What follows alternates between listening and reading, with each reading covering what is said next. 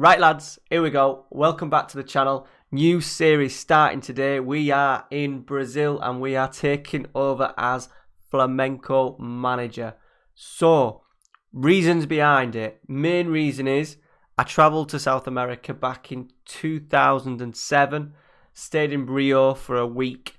Managed to get 2 Flamengo games in their state championships. Not the greatest games in the world, but became a bit of a Flamengo fan after that. Got a couple of the shirts. And secondly, I've never done a save in Brazil. I've never done a save in South America. And I think Brazil, despite having a lot of big teams, has been kind of overlooked in the FM community, especially when it comes to sort of like YouTube. So I thought I would do a save. So, one of the most popular teams in Brazil, despite them not winning that many championships, so only 6 championships in 60 years, 1 Copa Libertadores, which is basically the Champions League in South America, 3 Copa de Brazils, once again, not many. That's the FA Cup. It's only been going since 1990, but still 3 in that many years isn't fantastic. 34, well that's out now 35. This is basically the state championship. So this kicks off at the start of the season. So you find us at the start of 2019. We're just going through some friendlies now. We then play the state championship. Now, they've just literally, I think it was last weekend, just won the final to this. Now the board do want us to win it, and we'll definitely give it a go. There will be big teams in it. It's all the teams based in Rio, so they'll be playing against all their rivals. They actually beat Vasco da Gama 2-0 last weekend to clinch the title in real life. They also have Copa Libertadores group stage games from now up until the end of sort of like this start here where the season starts. So, despite us not actually playing in the league till May, we're going to have state championship games in there and Copa Libertadores games in there as well. Now, the team finished second last year, and I'm pretty sure they've just edged us, third favourites for the league title. So there is some big clubs in there. Palmeiras, obviously, they're the reigning champions. Grêmio, Flamengo, Sao Paulo, Corinthians, Cruzeiro, Internacional, Santos. And then we've got teams like Fluminense, who we share the Maracanã with. Vasco da Gama. Big clubs in Brazil. As I said, we share the Maracanã. Fantastic stadium. Not owned by us. We get it from the council. Only 2.1 million a year, so that's not too bad at all. Rebuilt in 2013 ahead of the World Cup, so it is a fantastic stadium. We've got superb training facilities and decent youth facilities. We're going to try and build on that the best we can. Now, the idea is, obviously Brazil is renowned for superstar footballers, but once they get to a certain level, they move on. I'm going to try and keep them in Brazil for as long as I possibly can. So I'm really not going to be selling these 16, 17, 18-year-old wonder kids. They've already lost Junior, who ended up going to Real Madrid, of course. He's had a decent season in Madrid in real life. They did get a lot of money for him. And also, we are losing a youngster right back called Wesley, 18 years old. He's on his way. 4.5 star potential. He's on his way to Juventus in a random date, the 24th of March. So they've got a bit of conveyor belt, but I really want to keep these players for a little bit longer. I'm not actually sure how many games Junior actually played. So he played 38. I want more games out of players like that though. It's pointless him going in there and being in being in Real Madrid B. I want to get as many games, and also the fact try and do is build the club to be a bit of a force across South America, winning the Copa Libertadores, challenging for the titles every year, trying to improve the standard of the league, and hopefully get some decent back in from Europe. Now, they tend to get players who are coming towards the end of the career, but it's just a little bit of a slight change. So, if we take a look at the squad, the most notable player that you'll probably recognise is Gabriel Barbosa. Gabigol. Now, he's on loan for the entire season. If he's coming across to Brazil at the age of 22, now he's obviously suffered for form at Inter and then at Benfica, only playing 1 game on loan. but he had a decent season for Santos last year. Main objective is make sure that he has a good season for us and we keep hold of him and building the team around him. He's only 22, building a team around Gabigol. That is the aim. Can we keep hold of him? We'll have to make a bid in and around sort of like this time next year.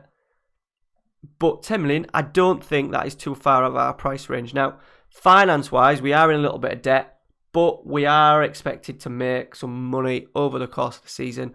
Obviously, we're paying wages and nothing coming at the moment, so we are going to take a hit on that. But we will have the State Championships and the Copa Libertadores games coming very soon. Slight bit of debt, 82 million, but only 69k a month. That is not going to damage us at all. So, other noticeable players in the playing squad that you may know, Diego Alves, ex-Valencia keeper, 33, hopefully keep him 3 years. We have got a decent keeper in the under-20s that I want him then to move into. Cesar is a very capable backup as well. Rodrigo Chow, you boys will know him from Sao Paulo, FMers over the years. Probably a wonder kid in and around this year, but never, despite probably coming across to Europe in many of the FM saves over the last few years, he hasn't done it as yet.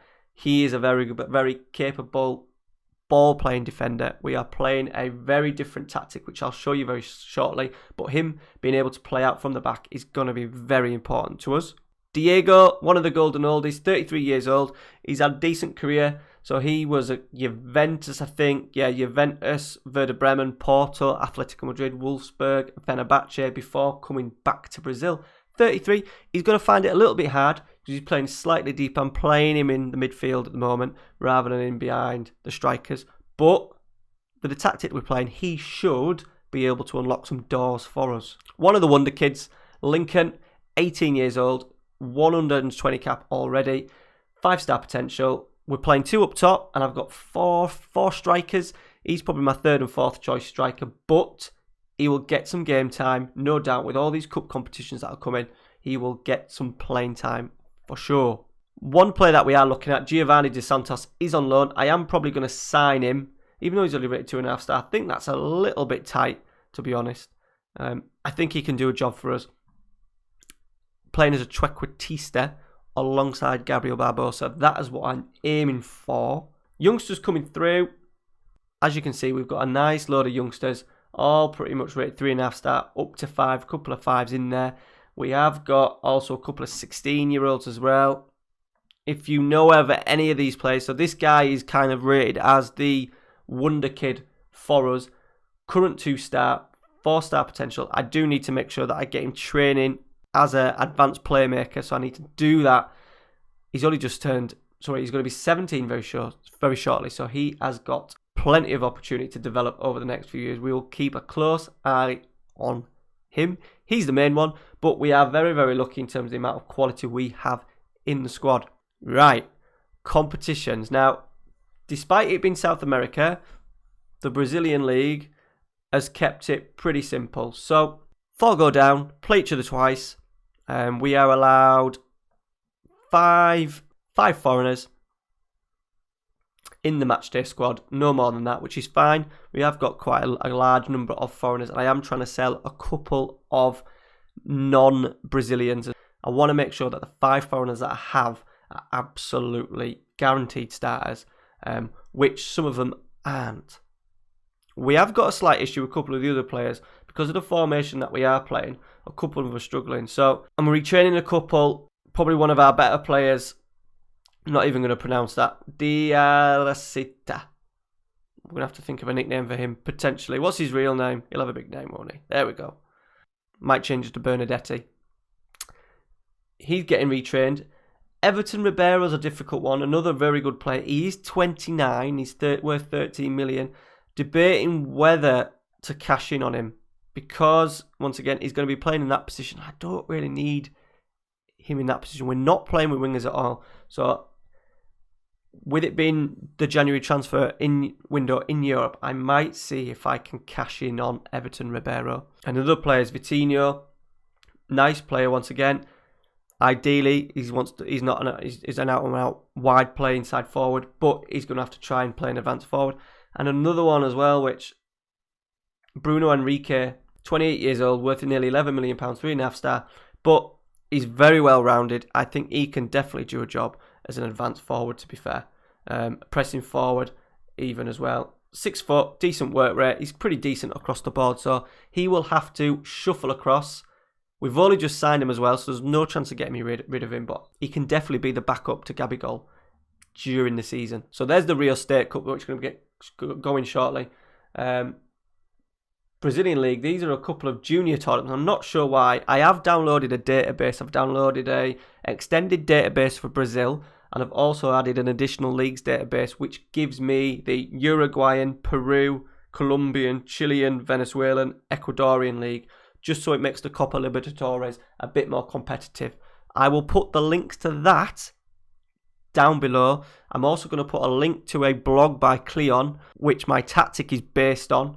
It is a very famous Brazilian box formation, a 4-2-2-2 formation, but he's done a fantastic 5-part piece on the 4-2-2-2-2. Let's show you that tactic then. So there's a couple of ways you can play it. You can play it with 2 defensive midfielders, 2 attacking midfielders, 2 strikers. I've even seen these players coming down into these positions as well, but I have gone for this mainly because I didn't want to see a huge gap in there. We are trying to build the play out from the back. We're not pushing the ball forward as quickly as like I have done in other series. We're playing with a register, which I wanted to play with. I haven't done that yet in FM19.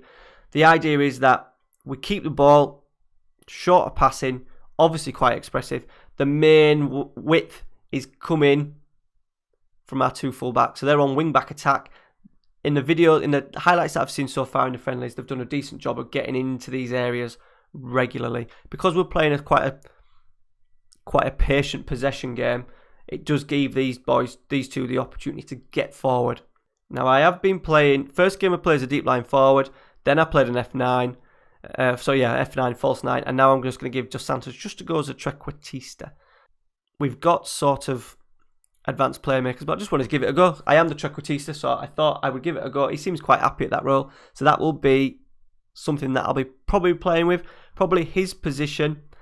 I am wanting to strengthen in this area here. William Arario, pretty good, can do the job decent enough, but I do think if there's any way that I need to sort of like strengthen, it is in this area here. So that's the team, that's the tactic. I have got the transfer window open very soon if I want to do some business. May try and get a player in there. We have got a little bit to play with, 8.5 million. We maybe even get a little bit more because we have a couple of players that we might sell.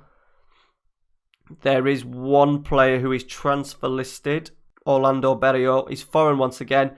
Not going to probably use him because he's another wide player. He's 27. He's worth a lot of money. We're going to offer him out now, actually. Let's see if we can get something for him. There was a couple of Chinese clubs kicking around. Hopefully they will bid for something and just boost our coffers so I can get in another holding midfield player. We'll go through the tactic a little bit more in the next episode. This is just an introduction. So next week, next Saturday, we'll go into the state championship. We'll play a state championship game. Maybe the final. I don't know. We'll see how I get on over the next week. And that is it. Thank you very much for watching. Hope that has whet the appetite a little bit for the series. I am new. I am going to make mistakes on how to pronounce some of the names.